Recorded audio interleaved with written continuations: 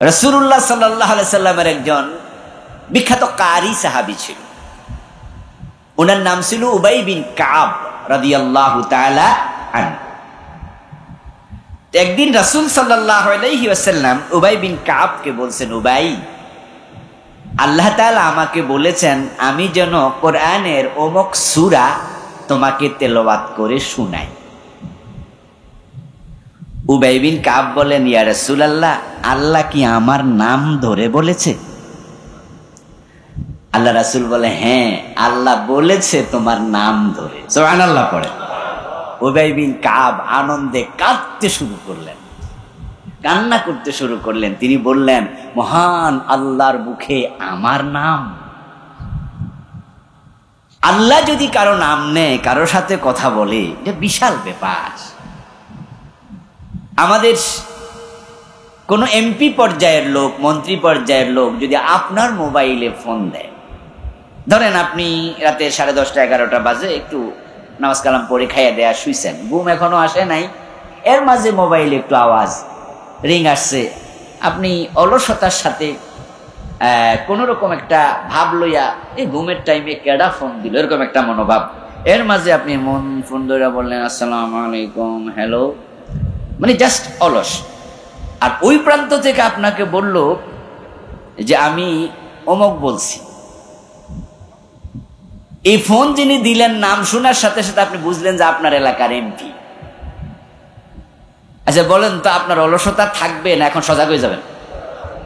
শুয়ে থাকবেন না লাফ দিয়ে বয়ে যাবেন? আপনার ভিতরে আলাদা একটা চেতনা আসবে, এমপি সাহেব আমাদের ফোন দিল,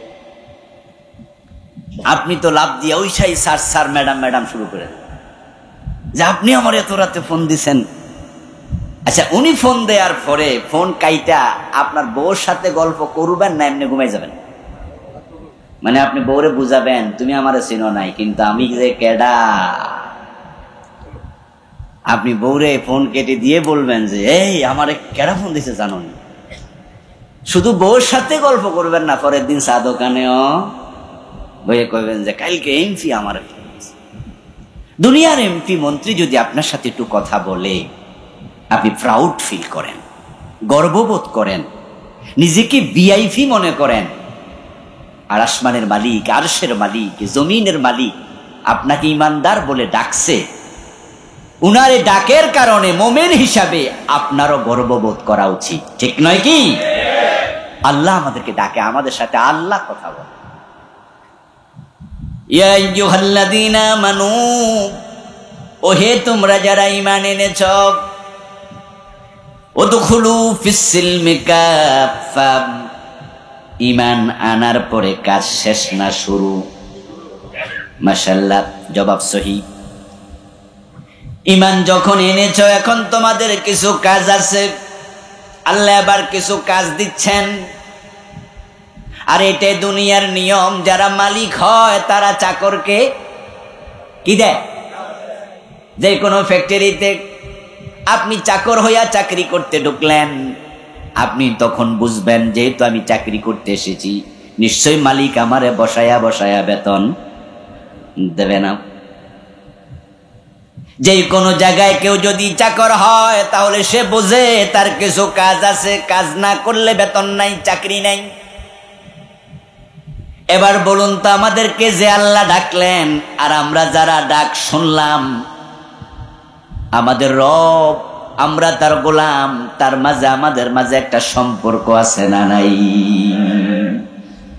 আমাদের পরিচয় হলো আমরা আল্লাহর চাকর, আর আল্লাহর পরিচয় হলো তারা এই মানুষগুলার মালিক। কুল আউযু বিরাব্বিন নাস, মালিকিন নাসি, ইলাহিন নাস। ও মানুষ, তোমাদের সাথে তোমাদের আল্লাহর সম্পর্ক হলো তিনি তোমাদের মালিক, তিনি তোমাদের রব, আর তোমাদের পরিচয় হলো তোমরা তার বান্দা, তার চাকর, তার গোলাম। এখন যিনি মালিক হন তিনি চাকরকে কি দেন? কাজ দেন। এখন কাজটা কি? আমরা ঈমান এনেছি তাই তার সাথে আমাদের সম্পর্ক, তিনি আমাদের রব হয়েছেন, এবং আমরা গর্ব ভরে পরিচয় দিই আল্লাহ আমাদের রব, আল্লাহ আমাদের মালিক। আল্লাহর এই জমিনে অনেক পয়সাওয়ালা, ক্ষমতাওয়ালা, অনেক মেধা বুদ্ধিওয়ালা এমন অসংখ্য বান্দা আছে যারা আল্লাহর বান্দা হওয়ার পরেও আল্লাহকে তারা রব বলে স্বীকার করতে রাজি নয়। হিন্দুরা, এই যে এখন হিন্দুদের দুর্গাপূজা চলতেছে না, আজকে রাতে তো মনে ও কালকে তাদের দশমী, তাদের শেষ। দেখবেন যে আপনাদের এলাকায় হিন্দু টিন্দু আসেনি? আছে, থাকলে তো দেখছেন। নাই এই গ্রামে নাই, এই ইউনিয়নে আছে, ইউনিয়নে আছে। আচ্ছা, ছোটকালে আমি যে মাদ্রাসায় পড়তাম, মাদ্রাসার ঠিক সামনে পুকুর, এটা ছোট জমিনের পরে, পুকুরের পরেই হলো হিন্দুদের মূর্তির ঘর। এই জন্য ছোটকাল থেকে এগুলো দেখে বড় হয়েছি। আমার বন্ধু তারাই গত 9 দিন, আজকে 9 দিন চলছে, কালকে 10 দিন, তারা যে দেবতা নিয়ে ব্যস্ত, ওই দুর্গা দেবীকে তারা সাজাইলো, সুন্দর করে বানাইলো, এবং 10 দিন পর্যন্ত তার সামনে কত হালুয়া, রুটি, দুধ, কলা ভোগ দেবে, মা মা করে তার জন্য চিৎকার দেবে, তার কাছে কত কিছু চাইবে, যাকে নিয়ে তারা ব্যস্ত। এ দুর্গা তাদেরকে বানাইছে নাকি? অথচ যে আল্লাহ তাদের বানাইলো, তারা সে আল্লাহকে আল্লাহ বলে জীবনে একটা বারও ডাক দিল না। যেই মাটির মূর্তি দুর্গাকে নিয়ে তারা ব্যস্ত হলো, ওই দুর্গা আসলে তাদেরকে বানায় নাই, তাদেরকে খাবার দেয় না, তাদের নিঃশ্বাসের অক্সিজেন দেয় না, তাদের আলো বাতাসের ব্যবস্থা করে নাই। এই দুর্গার সাথে তাদের আদৌ কোনো সম্পর্কই নাই। কিন্তু যেই রব এত কিছু দিল, সে রবের সাথে তারা সম্পর্ক করলই না। এবার বলুন তো, হিন্দুদের মাঝে বুদ্ধিমান, পয়সাওয়ালা, ক্ষমতাওয়ালা লোক বুঝি নাই? হিন্দুদের ভিতরে বিভিন্ন বিজ্ঞানী, পিএইচডি হোল্ডার, ইউনিভার্সিটির প্রফেসর, এমন লোক বুঝি নাই? লক্ষ্য করে দেখুন, মেধা আছে, বুদ্ধি আছে, কিন্তু রবের পরিচয় লাভ করতে পারে নাই। আপনি আমি কত সৌভাগ্যবান, আমরা 124 ঘন্টা একদিনের ভিতরে কতবার আল্লাহ বলে ডাকি, তার কোনো হিসাব নেই। আমরা সামান্য একটু হোঁচট খাইয়া ব্যথা পাইল তো বলি ইন্না লিল্লাহ, বলিনি? একটু ব্যথা পাইল আল্লাহ আল্লাহ আল্লাহ। আমরা উঠতে আল্লাহ বলি, বসতে আল্লাহ বলি, খাইতে আল্লাহ বলি, শুইতে আল্লাহ বলি, ইভেন যখন টয়লেটে যাই তখনও আল্লাহর কাছে দোয়া করে যাই, ঠিক কিনা? আল্লাহুম্মা ইন্নী আউযু বিকা মিনাল খুবুসি ওয়াল খাবাইস। আমরা খাওয়ার সময় আল্লাহকে স্মরণ করে তারপরে খাই, খাইয়া শেষ করে আলহামদুলিল্লাহ বলি, আল্লাহকে ধন্যবাদ জানাই। ইভেন যখন স্বামী তার স্ত্রীর বিছানায় যায় তখনও বল আল্লাহুম্মা বিসমিকা বিসমিল্লাহি আল্লাহুম্মা জান্নিবনা শাইতান ওয়া জান্নিবিশ শাইতানা মিম্মা রাযাকতানা। আমরা যখন ঘুমাতে যাই তখন আমরা আমাদের রবকে বলি না আল্লাহুম্মা বিসমিকা আমুতু। দেখেন কি সৌভাগ্যবান আমরা, কত সৌভাগ্যবান তারা। আল্লাহ একবারও বলল না, পুরা জীবনে না, আর আমরা একদিন কত ডজন ডজন শত শতবার বলি। এ তৌফিক দিছে কে? আল্লাহ কত মহান, কত ভালো, তিনি আমাকে আপনাকে মুসলিম মায়ের পেটে পাঠাইছে। ওই যে বললেন এই ইউনিয়নে হিন্দু আছে, আপনাকে এই বাড়িতে এই মায়ের পেটে না পাঠাইয়া ধাক্কা মাইরা ওখানে পাঠাইলে আপনিও তাদের মতোই। ও দোস্ত, মালিক তার চাকরকে কাজ দেয়। এখন মালিকের সাথে আমাদের একটা সম্পর্ক হলো, আমরা জানি আমরা চাকর, আমরা গোলাম, তিনি আমাদের মালিক, তিনি আমাদের রব। এবার বলুন তো, মালিক রব পরিচিত হওয়ার পরেও চাকর যদি চাকরি না করে, কাজ না করে, এ চাকরি বেশি দিন থাকেনি। এখন আমরা যারা তার গোলাম, তার রবের পক্ষ থেকে, আল্লাহর পক্ষ থেকে কিছু কাজ দেবে, ওই কাজগুলো যারা করবে না তাদের গোলামি বেশি দিন থাকবে না। এজন্যই তো তিনি জান্নাত শুধু তাদেরকে দেবেন যারা গোলামি করেছে। চাকরি যারা করে মাস শেষে তারাই শুধু বেতন পাবে।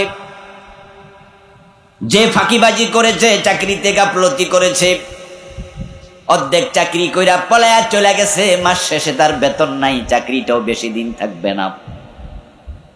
তাই তো কিয়ামতের দিন আল্লাহ যখন মানুষকে জান্নাত দেবেন, তখন জান্নাত দেওয়ার আগে বলবেন ফাদখুলি ফি ইবাদি, তারপরে বলবেন ওয়াদখুলি জান্নাতি। সুবহানাল্লাহ পড়েন। আগে বলবেন ফাদখুলি ফি ইবাদি, ও মানুষেরা আমার বান্দার কাতারে, গোলামের কাতারে, চাকরের কাতারে দাঁড়াও। আল্লাহ কথা বলার পরে দুনিয়া যারা আল্লাহর কথা মেনে চাকরি করেছে, আল্লাহর কথা মেনে চলেছে, তার দেয়া কাজ সম্পাদন করেছে, সেদিন শুধুই তারা কাতারবদ্ধ হয়ে দাঁড়াতে পারবে, বাকিরা সে কাতারে দাঁড়াতে পারবে না। এখন যারা কাতারবদ্ধ হয়ে আল্লাহর গোলামের কাতারে দাঁড়াবে, ওয়াদখুলি জান্নাতি, এবার আল্লাহ তাদেরকে বলবেন তোমরা যেহেতু আমার চাকরি করছো, আমার কথা শুনছো, এবার আমার জান্নাতে তোমরা দল বেঁধে প্রবেশ করো।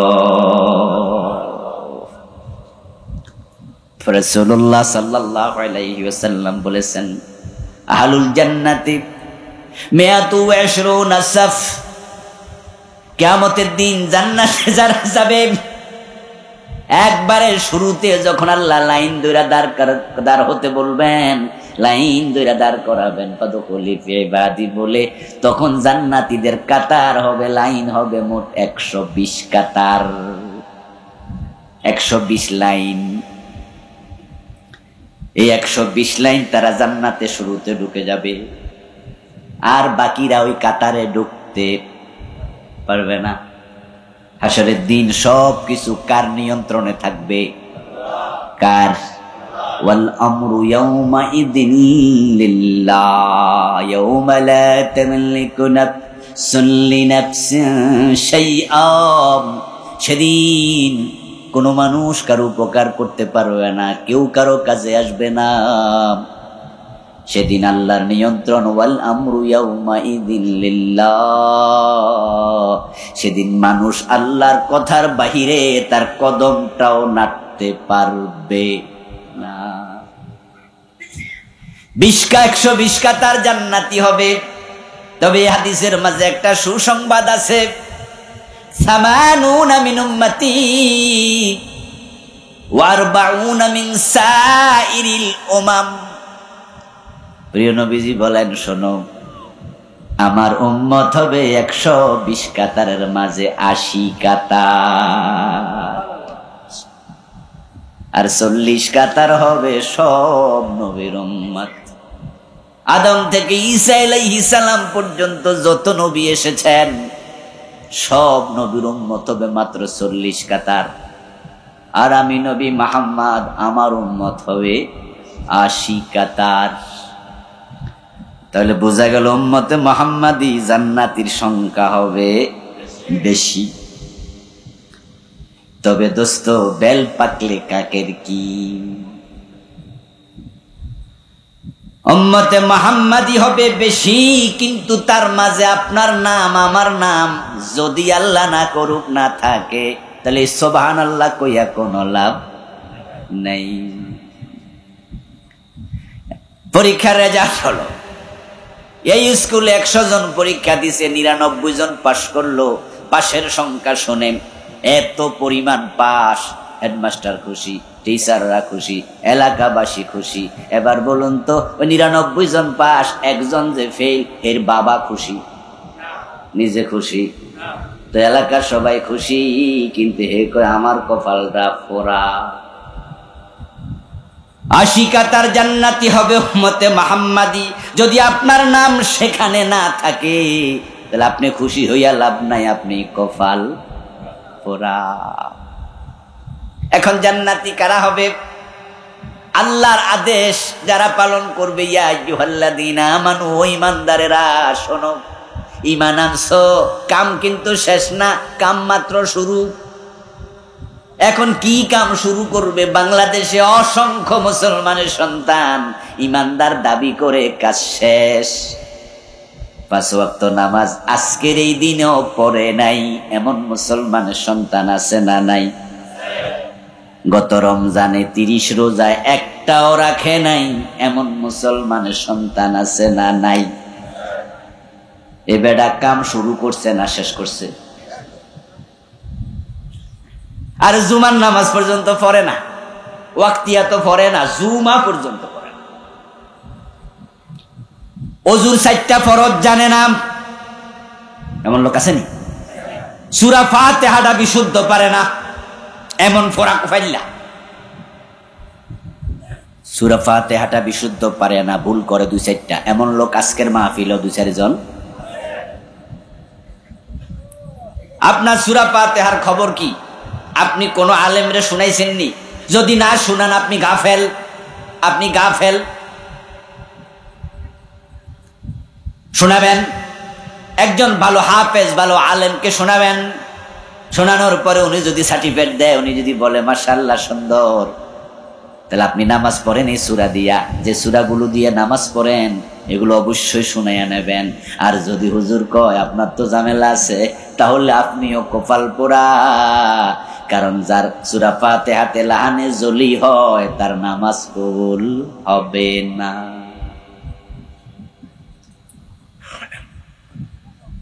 নামাজ নাই, রোজা নাই, হজ নাই, যাকাত নাই, পর্দা নাই, সুদ খায়, ঘুষ খায়, হালাল হারামের সীমা রক্ষা করে না, প্রতিদিন একবার দাড়ি কামায়, টাকনোর নিচে কাপড় পরে, মেয়েটা স্কুলে যায় বোরকা সিলাইয়া দেয় না, নিজের বউটা বেনামাজি, বউটা বেপর্দায় চলে, স্বামী হিসাবে তাকে বোরকা পরায় না, এমন স্বামী আছে না নাই? এগুলো স্বামী না আসামি? ওদের সাথে আল্লাহ সম্পর্কটা ভালো নয়।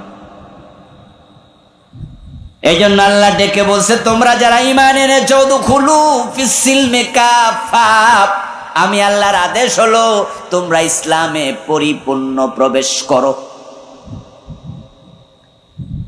ঈমান আনার মাধ্যমে মানুষ ইসলামে পা রাখে, ইসলামে পা রাখে। ঈমান হলো ইসলামে প্রবেশের রাজতোরণ, মেইন গেট। আপনি ইসলামে ঢোকার জন্য 1 নাম্বার কাজ হলো ঈমান আনতেই। আপনি ঈমান এনেছেন, মুসলিম হয়ে গেছেন ভাববেন না, ঈমান আনলে মুসলিম হয়ে যাওয়া যায় না। ঈমান আনলে মাত্র মুমিন হলেন। এখন মুসলিম হওয়ার জন্য কাজ শুরু করেন, নামাজ, অন্য অন্য ইবাদত শুরু করেন। এবার আল্লাহ বলছে, ঈমানদার যে ইসলামে ঢোকার জন্য মুমিন হলা, আমি আল্লাহর অর্ডার হলো ওই ইসলামে অর্ধেক ঢুকো না, ইসলামে পরিপূর্ণ প্রবেশ করো।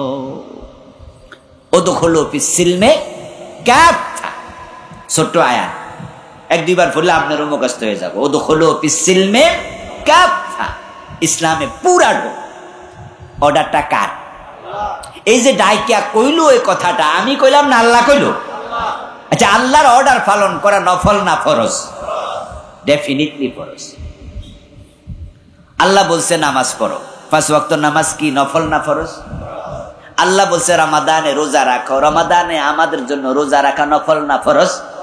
আল্লাহ বলছে যাকাত দাও, মালওয়ালা পয়সাওয়ালা মানুষ যাকাত দেয়া নফল না ফরজ? তো আল্লাহ বলছে ইসলামে পুরা ঢোকো। এখন ইসলামে পুরা ঢোকা নফল না ফরজ? কিন্তু বাংলাদেশের লোকেরা ইসলামে কি পুরা ঢুকছে? 53 বছরে মোড়েও ঢুকে নাই পুরা।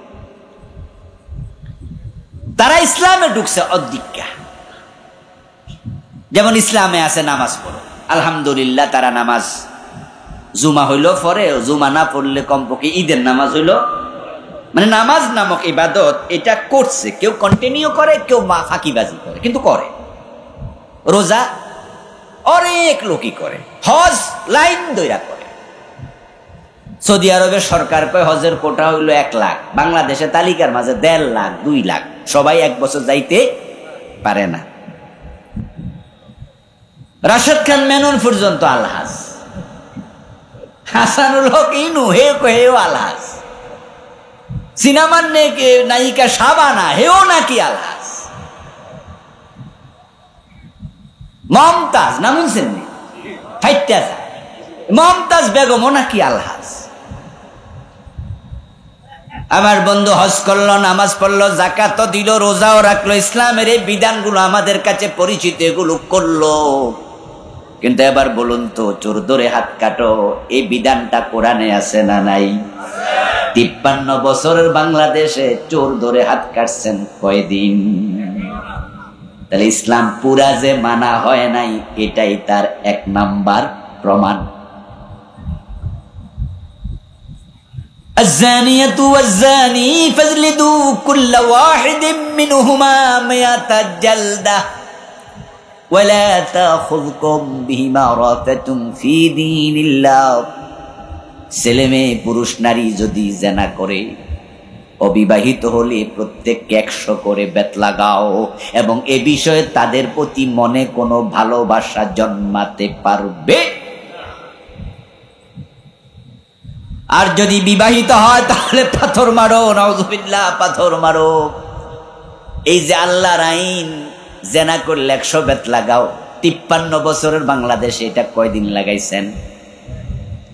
বিবাহিত হলে পাথর মারো, কয়দিন মারছেন? ইসলামে পরিপূর্ণ প্রবেশ করো, এরকম আমি ডজন ডজন দেখাইতে পারবো, যেগুলো 53 বছরের বাংলাদেশে আমরা মানি নাই। এবার আপনারাই বলুন তো, বাংলাদেশের ইসলাম কি পূর্ণাঙ্গ না অর্ধেক? আল্লাহ অর্ধেক ইসলাম মানলেই চলবে, জান্নাত পাইবা, একথা কোরআনের কই বলেছে? দেখাও। অর্ধেক কিছুই চলে না, কিন্তু আমরা ঠিকই চলতেছি। এই যে আপনার গাছের মাঝে পেয়ারা ধরে, পেঁপে ধরে, ধরে না লাউ ধরে, আচ্ছা আপনি অর্ধেক কাইটা বাজারে নিন, কিনবো নি কেউ? আপনি অর্ধেক পেঁপে বাজারে নিন, অর্ধেক কলা নিয়েন,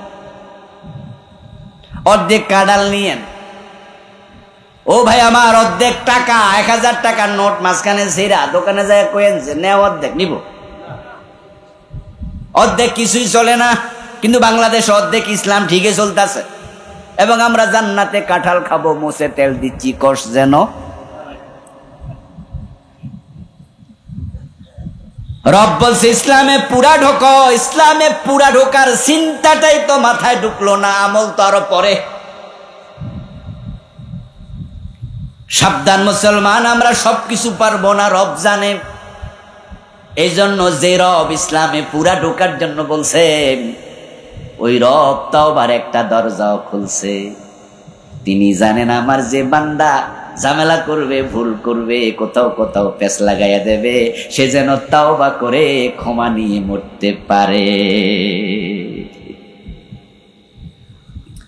তাই জীবনের যে জায়গায় আপনি দেখবেন যে এখানে তো আমি ইসলামে ঢুকি নাই, এখানে আপনাকে তাওবা করতেই, আপনি বলে দেবেন আদম নবীর মতো, রব্বানা যালামনা আনফুসানা ওয়া ইন লাম তাগফির লানা ওয়া তারহামনা লানাকুনান্না মিনাল খাসিরিন। ইসলামে পুরা ঢোকো, এটা আল্লাহর অর্ডার, এটা ফরজ। এই ফরজ আপনাকে মানতে হবে, এটা মানতে আপনি বাধ্য।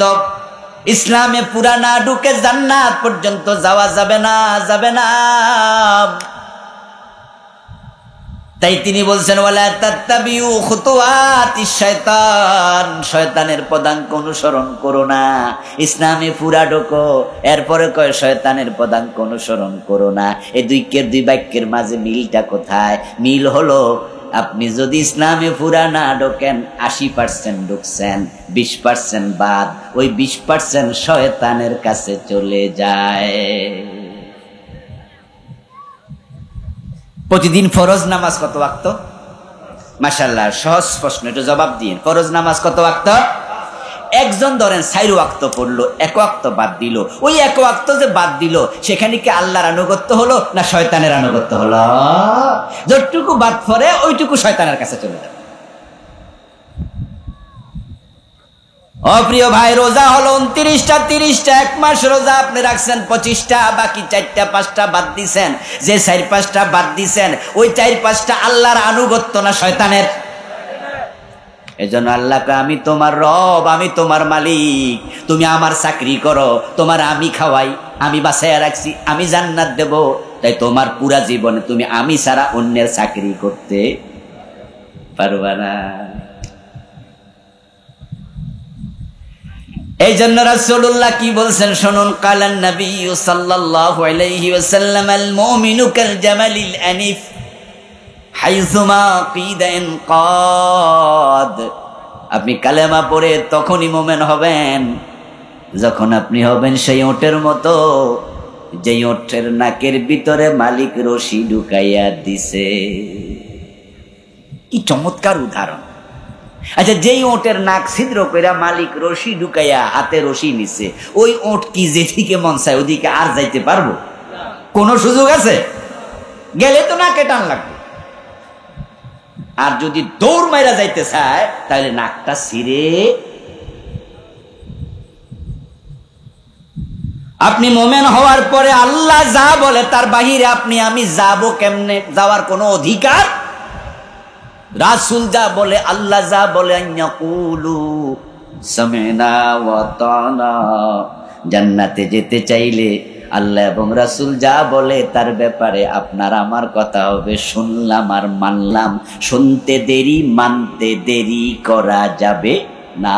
দেরি করারও কোনো অধিকার নেই। এবং এটাই হলো বান্দার সাথে আল্লাহর সম্পর্ক। আল্লাহ যা বলবে আপনি সাথে সাথে বলবেন ইয়েস, মানলাম। এটা না করলে কি হবে? ওই রশি ছিঁড়ে যাবে। মালিক টানে দক্ষিণ দিকে, ওর যায় পূর্ব দিকে। মালিক টানে উত্তর দিকে, ওর যায় দক্ষিণ দিকে। নাক থাকবো? মালিক টানবে যেদিকে, কদম রাখো। দেখুন একটি উদাহরণ দেয় হাদিস থেকে। এই আমলটা নবী মুহাম্মদ সাল্লাল্লাহু আলাইহি ওয়াসাল্লাম কিভাবে করতেন? তিনি হিজরত করে মদিনায় গেলেন। 16 থেকে 17 মাস তিনি নামাজ পড়লেন মসজিদ আকসার দিকে ফিরে। কিন্তু ওনার মনে একটা টান ছিল, আমার কিবলা যদি মসজিদে হারাম হতো, কারণ এটা আমার বাবা ইব্রাহিম বানাইছে।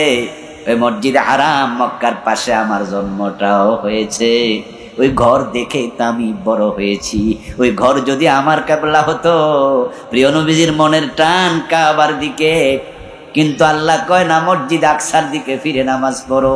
কোনো একদিন আল্লাহ রাসূলুল্লাহর উপরে দয়া পরবশ হলেন এবং আল্লাহ আয়াত নাজিল করলেন, ফাওয়াল্লি ওয়াজহাকা শাতরাল মসজিদিল হারাম। ও নবী মুহাম্মদ, আপনার কিবলা আমি পরিবর্তন করে দিলাম, আপনি কাবার দিকে ফিরেন। এই আয়াত যখন নাজিল হয় তখন রাসূলুল্লাহ ছিলেন নামাজের ভিতরে। তিনি 4 রাকাত বিশিষ্ট নামাজ, কেউ বলছেন যোহর, কেউ বলছেন আসর, 2 রাকাত পরে কমপ্লিট করছে। আত্তাহিয়াতু কইরা খাড়াইছে। ওই দাঁড়ানো অবস্থায় জিবরিল আমিন আয়াত নাজিল করছে, আপনার চেহারা কাবার দিকে ফিরান। প্রিয় নবীজি মনে মনে ভাবতে পারতেন তাহলে এই ওয়াক্ত আপাতত যাক, পরের ওয়াক্ত ফিরামু, কিন্তু না, তিনি নামাজের মাঝে কাবার দিকে ফিরে গেলেন। 1 সেকেন্ডও দেরি করেন নাই। সাহাবারাও রাসূলকে দেখে কাবার দিকে ফিরে গেলেন। যেই মসজিদে ঘটনাটি ঘটেছে ওই মসজিদকে বলা হয় মসজিদু যিল কিবলাতাইন, 2 কিবলার মসজিদ। প্রিয় নবীজি নামাজের মাঝে ফিরলেন। কেন ফিরলেন? পরের ওয়াক্তের জন্য ওয়েট করলেন না, কারণ তিনি জানেন যে রব যা বলে তার গোলামটা মানতে দেরি করতে পারবে না। তো আল্লাহ কয় সোর ধরে হাত কাটো। 53 বছর দেরি করলেন, এখনো কাটলেন না।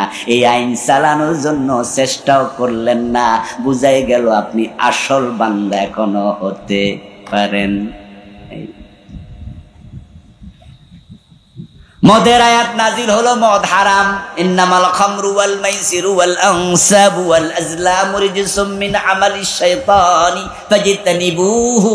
মদ হারাম আয়াত যখন আসলো, প্রিয় নবীজি ডাকলেন, আলী কোথায়, হামজা কোথায়? যাও যাও মদিনার অলিতে গলিতে বলো কাদ হুরমাল খামর, মদ হারাম করা হয়েছে।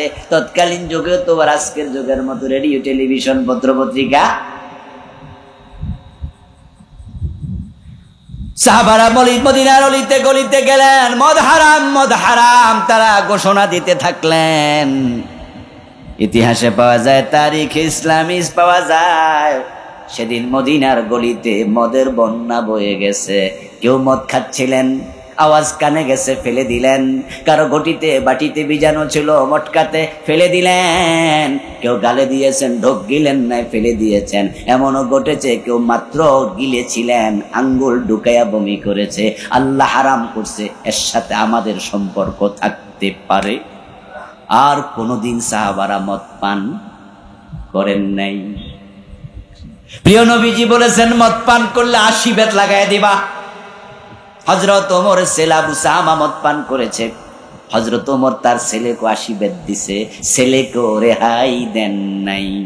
মদ্যপানের অপরাধে প্রিয় পুত্রকে নিজ করে মেরেছ দোররা, মরেছে পুত্র তোমারই চোখের পরে। এই হলো সাহাবীদের ইসলাম, এই হলো রাসূলের ইসলাম। আল্লাহ যা বলে, রাসূল যা বলে, মানতে দেরি করে না। এবার আওয়াজ দিয়ে বলুন তো, 53 বছরের বাংলাদেশে মদ খাইলে 80 বেত লাগাইছেন কয়বার? তাহলে সাহাবাদের ইসলাম মানার সাথে আমাদের ইসলাম মানার মিল না অমিল?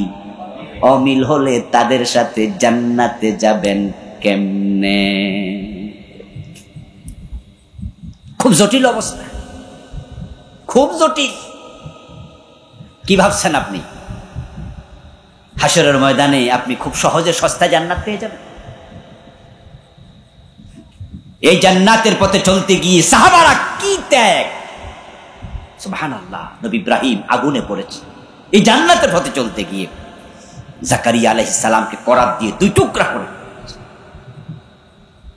আমির হামজা রাদিয়াল্লাহু তাআলা আনহুর কলিজাটা ছিঁড়ে বের করে হিন্দা চাবাইছে। ইমাম হুসাইন কল্লা দিয়েছে, বেলালের গলায় রশি লাগাইয়া টানছে। এই জান্নাতের পথে চলতে গিয়ে তারা যদি এত কিছু করতে পারে, আমরা তো তার ধারে কাছেও নাই।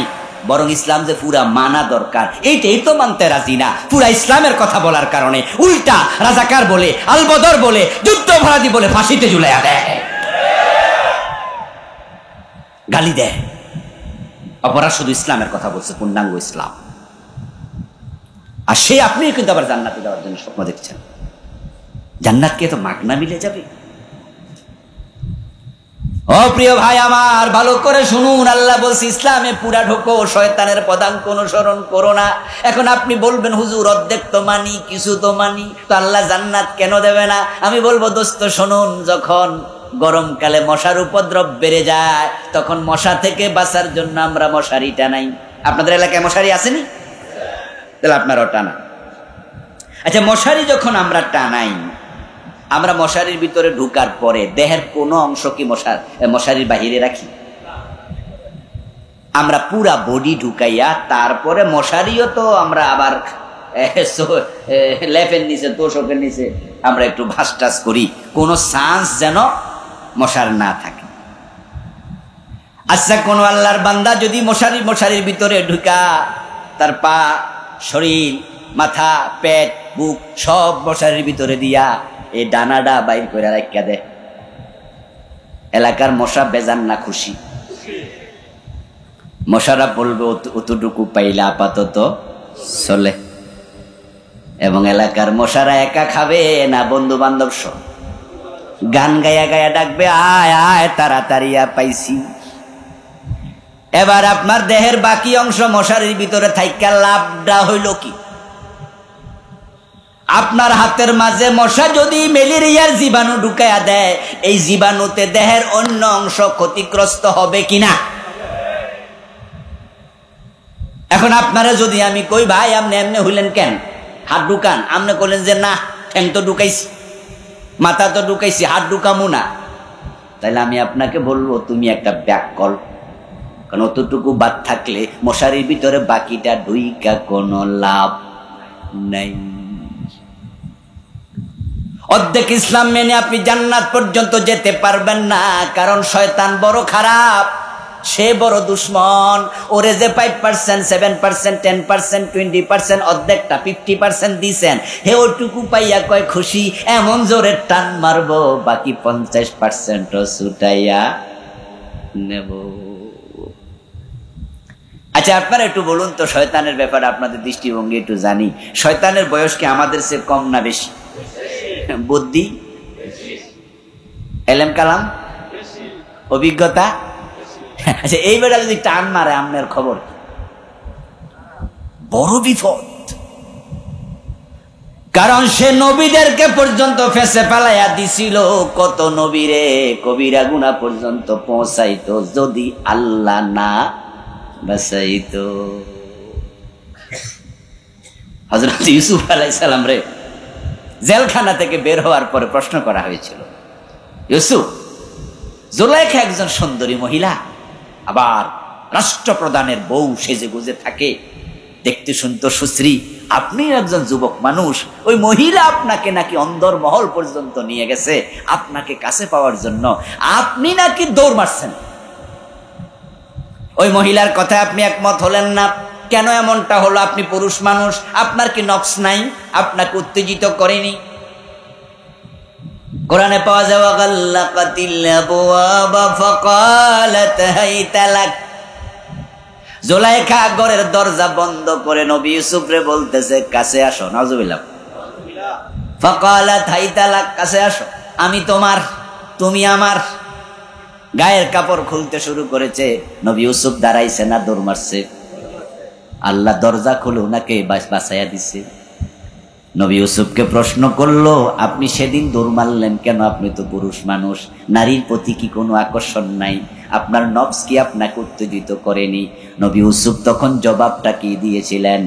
ওনার জবাবটা আল্লাহ কোরআনের আয়াত বানায়া নাজিল করছে, ওমা উবাররিউ নাফসি ইন্নান নাফসা লাআম্মারাতুম বিসসুই ইল্লা মা রাহিমা রাব্বি। সুবহানাল্লাহ পড়েন। ইউসুফ আলাইহিস সালাম বলেন, ওমা উবাররিউ নাফসি, আমি বলি না আমার নফস নিষ্কলুষ, আমার উত্তেজিত করেনি, আমি এটা বলি না।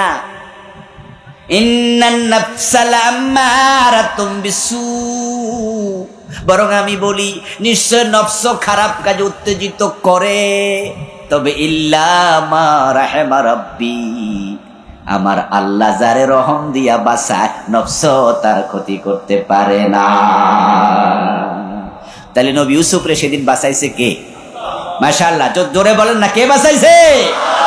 আল্লাহ বাঁচাইছে। না, মহিলা যা করছিল বাঁচায় কঠিন, কারণ সে তার যত আছে ফাইক ফেয়াদা সবাই রে ওই দিন রাজি করে রাখছিল। তার খাদেমারে বলছে, বাহির দিয়ে তালা লাগাই দিবি, বাহির দিয়ে লাগাই। ইউসুফ আলাইহিস সালাম ঘরের ভিতরে ঢুকেছে, তার খাদেমা বাহির দিয়ে তালা লাগাই। কারণ মহিলা তো ইউসুফ নবীর পিছনে অনেক দিন আগ থেকে লেগে আছে, উনারা উপকার করতে পারে না। প্রেমের প্রস্তাব দিয়েছে, নবী ইউসুফ সারা দেয় না। এর জন্য মহিলা আজকে সিদ্ধান্ত নিছে, এমন ভাবে তোমার কাছে আনবো আজকে পলাইতে দেব না। এই জন্য শক্ত কইরা, মানুষে বলে না আটঘাট বাইদা নামছে, কোমরে গামছা বাইদা নামছে, ওই দিন মহিলা আটঘাট বাইদা নামছে, বাহির দিয়া তালা লাগানো। ইউসুফ যাইবা কোথায়? ইউসুফ আলাইহিস সালামকে যখন সামনে নিয়ে মহিলা গায়ের কাপড় খুলতে শুরু করেছে, ইউসুফ নবী ভাবলেন এখানে আর থাকাটা ঠিক হবে না, কারণ মহিলা তো আমার গায়ের উপর ঝাঁপাইয়া পড়বে, তার গায়ের সাথে আমার গা লাগবে, তখন তো গুনার মানসিকতা তৈরি হয়ে যেতে পারে। তাই তিনি দৌড় মারলেন। কিন্তু জুলাইখা অট্ট হাসি দিয়া বলে, ইউসুফ আজকে পলানোর জায়গা নাই, বাহির দিয়া তালা লাগানো, যাইবা কই? ইউসুফ নবী জানে বিপদ যতই হোক আমার আল্লাহ বাঁচানোর মতো ক্ষমতা আল্লাহর আছে না নাই। তাই মুমিন যারা হয় তারা আল্লাহর উপর কখনো ভরসা হারায় না। এজন্য মুমিনদেরকে আল্লাহ হতাশ হইতে মানা করছে, ওয়ালা তাহিনু ওয়ালা তাহজানু, হতাশ হইও না তোমরা। মুমিনরা হতাশ হবে না, আল্লাহ না কইরা দিছে। বিপদ আসবে, মুসিবত আসবে, আপনি মনে রাখবেন যে বিপদ যদি একদিক থেকে আসে, দুদিক থেকে দরজা খুলে দেবেন কে? যদি আল্লাহকে আপনি রাজি করে ফেলতে পারেন। এজন্য তো ইব্রাহিম নবীর আগুনে ফেলানোর সময় তিনি ভয় পায় নাই। উনি বলছে হাসবুনাল্লাহু নি'মাল ওয়াকিল নি'মাল মাওলা, আমার আল্লাহ এনাফ, যথেষ্ট। আগুনে ফেলবা, ফেলোগা। এবং যখন তিনি আগুনে পড়ে যাচ্ছিলেন, ও কানা ফিল হাওয়া, তিনি শূন্যে, উপরে চরকি, নিচে আগুন, তিনি মাঝখানে পড়ে যাচ্ছেন। আরাদা লাহু জিবরিল, তাফসীর ইবনে কাসির প্রণেতা বলেন জিবরিল আমিনকে তখন আল্লাহ পাঠাইলেন। জিবরিল আসলেন, ফাকালা ইয়া ইব্রাহিম আলাকা হাজা, ইব্রাহিম নবীর কাছে এসে জিবরিল বলতেছে, আপনার কোনো জরুরত আছে, কোনো সহযোগিতা লাগবে? আমি জিবরিল এসেছি। নিচে আগুন জ্বলতেছে, আমরা হইলে কইতাম মিয়া তাড়াতাড়ি করো না, পড়ে যাচ্ছে। জিবরিলের 600 পাখা আছে। কয়শো? একটা লাড়া দেবে নমরুদের জ্বালানো আগুন 1 সেকেন্ডে হাওয়া হয়ে যাবে। কিন্তু ইব্রাহিম আলাইহিস সালাম আল্লাহর উপর এতটাই ভরসা রেখেছেন, তিনি বলতেছেন আম্মা মিনকা ফালাও ও আম্মা মিনাল্লাহি ফাবালা। ও জিবরিল, আপনাকে ধন্যবাদ, আপনার সাহায্য কেন লাগবে? আমার আল্লাহ বুঝি দেখে না? কিছু বানালা পড়বেন না ভাইরা? আমার আল্লাহ কি দেখে না? আপনার সাহায্য দরকার না, আমার আল্লাহ এনাফ। হাসবুনাল্লাহু নি'মাল ওয়াকিল, নি'মাল মাওলা, তিনি কত চমৎকার বন্ধু। ও নি'মান নাসির, কত চমৎকার সাহায্যকারী। কোন আগুন আমাকে পোড়াবে? এই আগুন তো, এই আগুনের স্রষ্টা কে? চুপ করে আছেন কেন ভাইয়েরা? কথা বলেন না। আগুনের স্রষ্টা কে? তো এই আগুন আমারে পোড়াবে কেমনে? আমার আল্লাহ যদি আমার পক্ষে থাকে, আর আমার আল্লাহ যদি চায় যে আমি জ্বলে যাই, তাহলে আমার জ্বলতে কোনো আপত্তি। সুতরাং আপনার সাহায্য আমি নিব না, আমার আল্লাহ।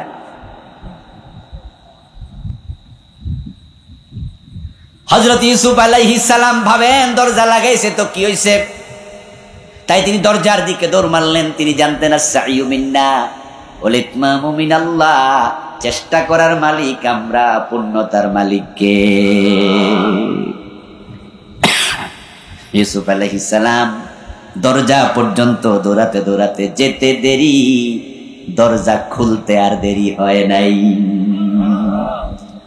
দরজা খুলে গেছে। এজন্য আমরা যারা নবী ইউসুফের উম্মত, নবী ইউসুফের অনুসারী, আল্লাহর নবীদের অনুসারী, আমরা সব নবীকে বিশ্বাস করি, সব রাসূলকে বিশ্বাস করি, উম্মতে মুহাম্মাদি হলেও কিন্তু অন্য নবীদের উপর আমাদের ঈমান আছে না নাই?